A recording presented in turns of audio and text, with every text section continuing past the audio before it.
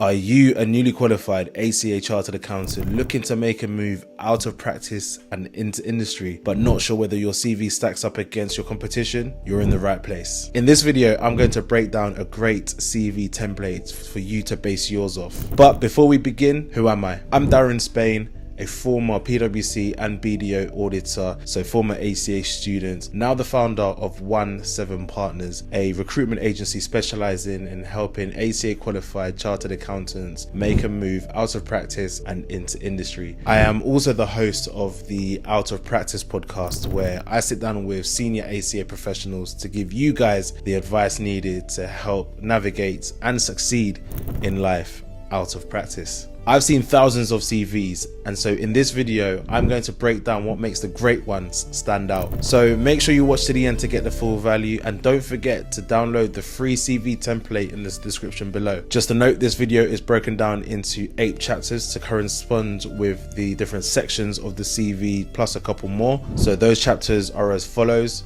You've got headlines, summary, skills, achievements, experience, education and qualifications, and then I've got a little misconceptions section, so CV's misconceptions, and then just a recap at the end. I'll leave them timestamped and chapter marked, so feel free to skip to the part that's most relevant to you. But as I say, if you do want maximum value, I'd strongly encourage you to watch through to the end. Let's get into it. First, the headline. Now, you're probably thinking it's the header section. It's simple enough. What could possibly go wrong?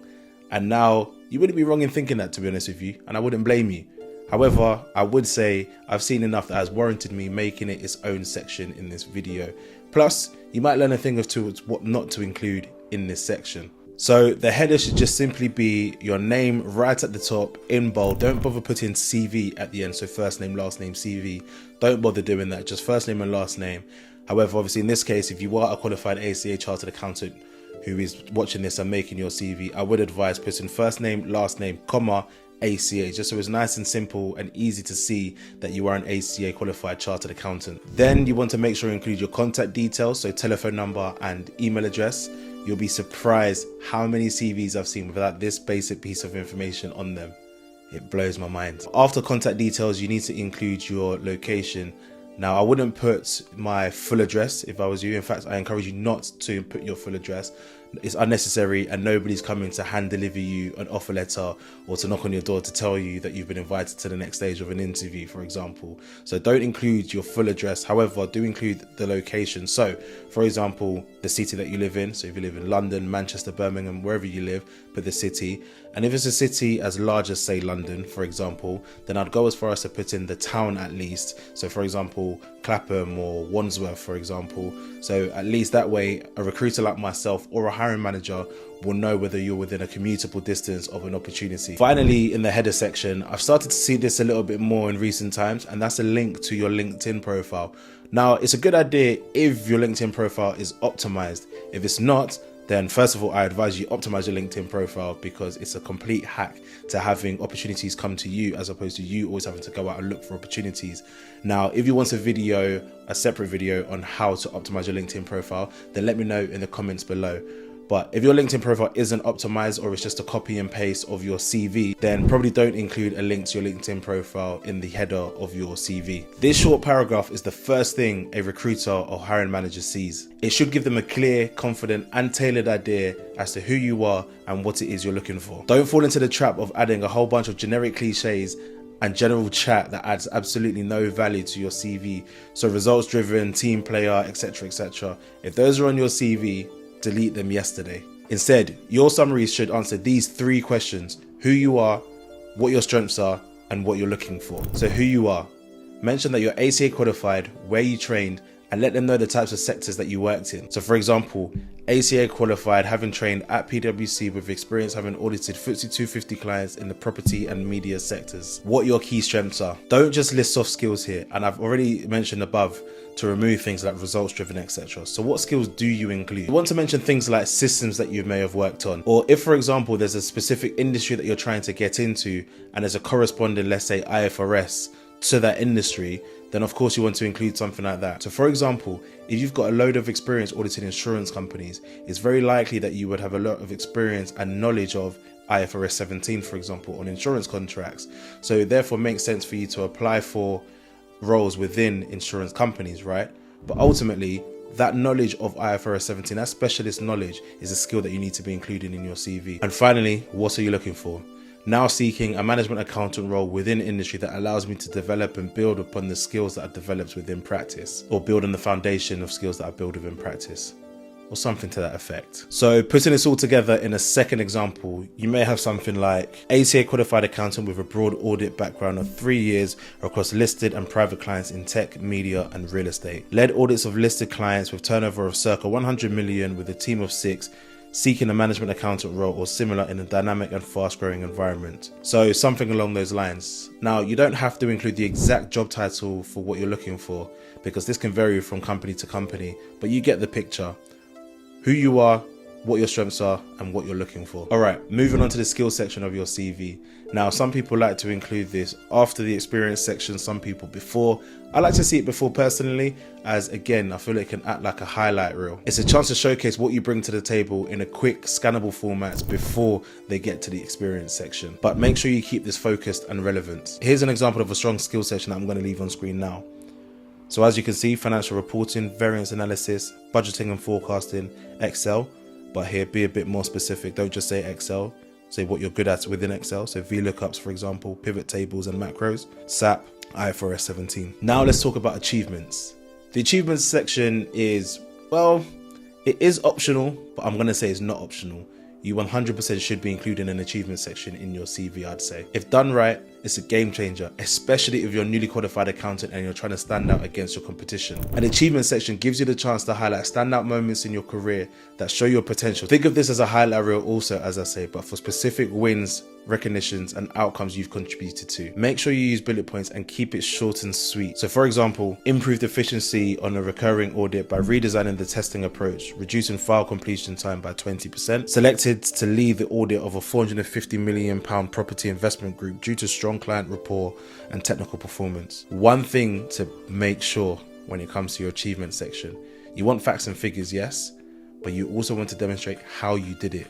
Otherwise, whatever you've just said is not going to be believed. I also just want to quickly add at this point that once you've accumulated maybe 3 or 4 employers on your CV, you may want to have an overarching career achievement section in this section here, but there may be a mini achievement section within the individual employer section later on in your experience. Done right, your achievement section can scream to a potential employer, yeah, I might be a recently qualified accountant, but I've already added value and I'm ready to do it again. Now it's time for the meat of your CV, the main course, the experience section. This is where you show to prospective employers what you've done, where you've done it, and how you've added value. So first off, you list your roles in reverse chronological order. So your most recent role at the top. So what you want to include here is the name of the business you worked for, the location, so the office location, the dates in which you worked there. So for example here, you don't need to say the 29th of September 2015 to the 11th of October 2017. You can just say September 15 to October 17. I hope those dates made sense to what I just said. And finally, you want to include your job title, of course. Following this, you want to include bullet points highlighting your responsibilities, but more importantly, the impact that you had. This is not a section for you to just copy and paste your job description. Good bullet points should show impact, and similar to the summary section, should also follow a structure. What you did, how you did it, what was the outcome? For example, led the audit of a £400 million real estate investment group, managing a team of 3 and liaising directly with the group FD to resolve technical accounting issues under IFRS. Now, you want to include maybe 5 or 6 bullet points. That's a decent enough number. As I said, this isn't a copy and paste of your job description, and we don't need a list of every single role and responsibility you ever had at the company. Now, one thing I would strongly recommend if you're a newly / recently qualified ACA accountant here is underneath this section, just include a list of maybe your top 3 clients that you've worked on. Now, that isn't top 3 by size, but top 3 by impacts that you had.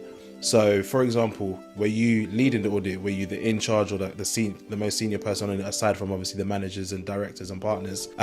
Did you cover a lot of the FSLIs on the thing? Did you look after some of the significant risk areas, for example?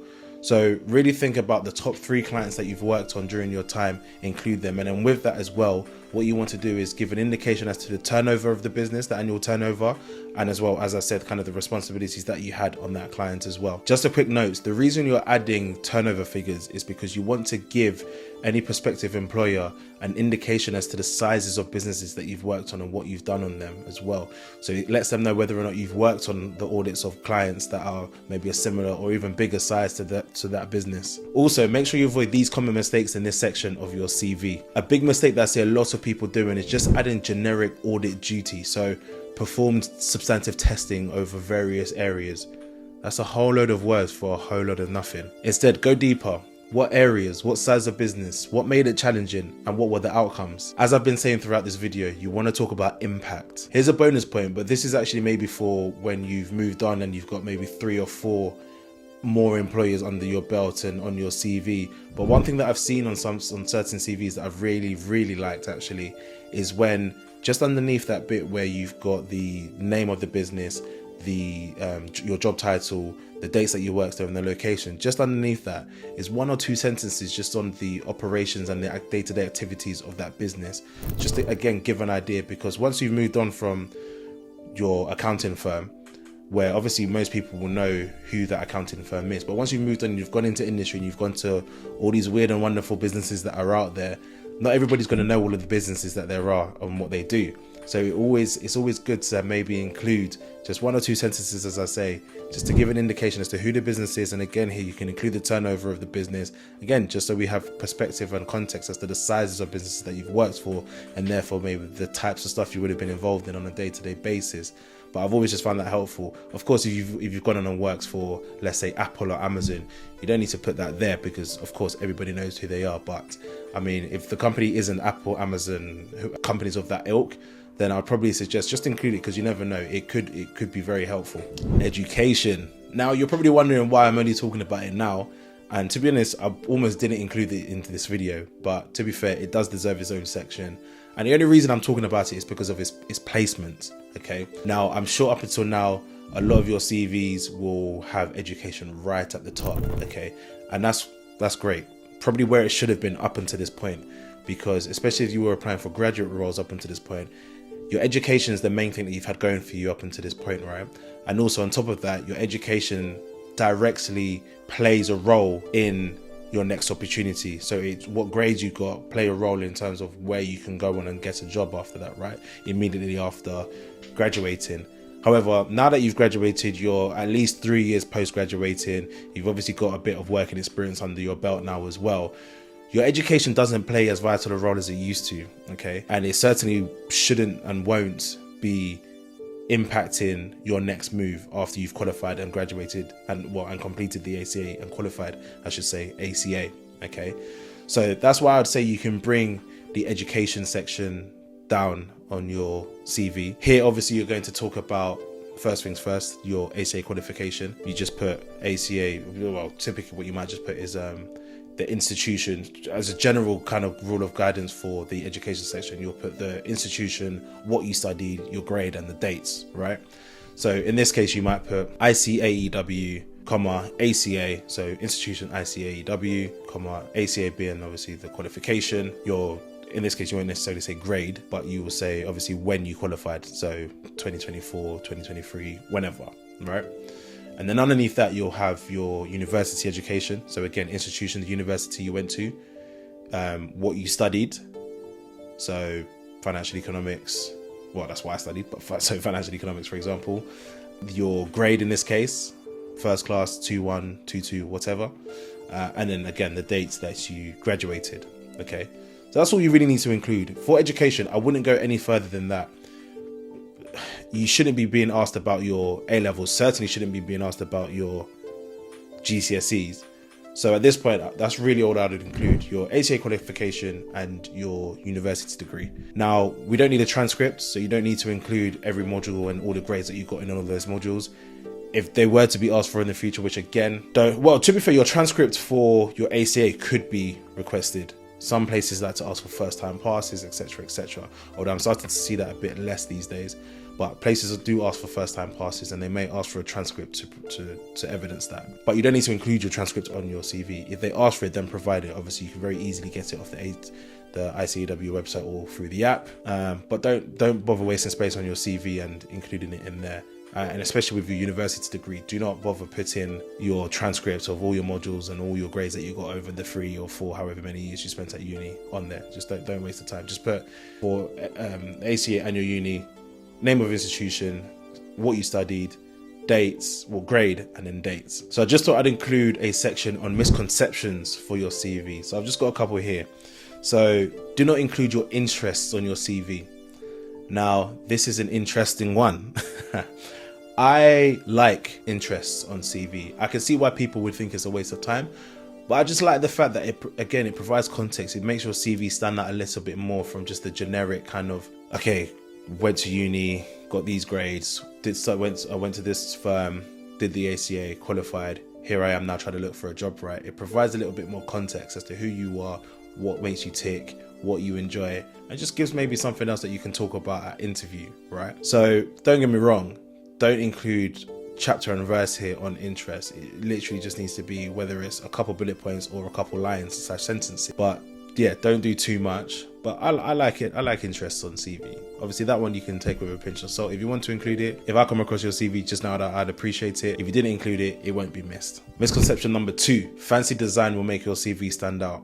Yes, for the wrong reasons. Now, trust me when I say basic text, basic fonts, no fancy design, no logo, just don't include any of that. There's absolutely no need. Your CV should stack up by itself. Trust me, we are looking for people to fill these roles. It's in our best interest to make sure we look at a CV, right? But making your CV look a certain way isn't going to help your case at all, in the slightest, to be honest with you.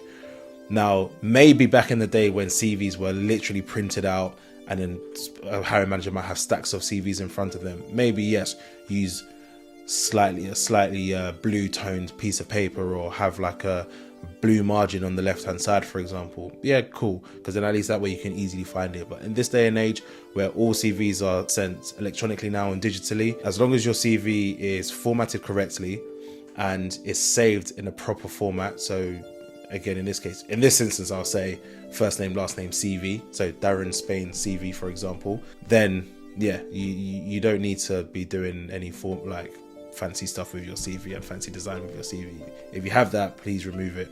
Misconception number 3, I can use the same CV to apply for every job, but then on the flip side, you need to tailor your CV to every single application.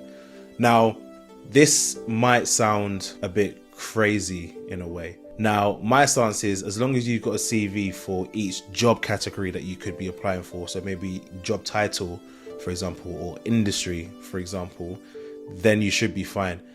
But certainly you shouldn't be using the exact same CV for every single application you're making.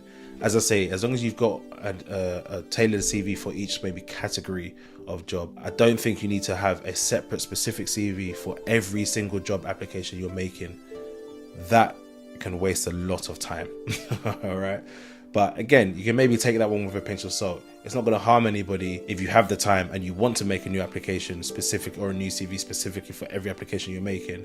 But I wouldn't say that's necessary. But certainly don't use the same CV for every application. So to recap, your CV should be clear and concise. Start with a strong summary, highlight your most relevant skills, and use bullet points in the experience section to show impact and not just list off your responsibilities. Keep it to 2 pages maximum, tailoring it to each type of job you might be applying for. And bonus tip, according to Forbes, Helvetica, Calibri, Times New Roman, and Arial are the 4 best fonts to use on your CV. So ideally use one of these, or at least make sure that the fonts you are using isn't overly decorative or stylized. And finally, always be connecting the dots between practice and industry. Always be thinking, how is my audit experience relevant here? As I said at the start, you can download a free template down in the description below. And if you found this video helpful, then let me know by dropping a like and subscribing to the channel.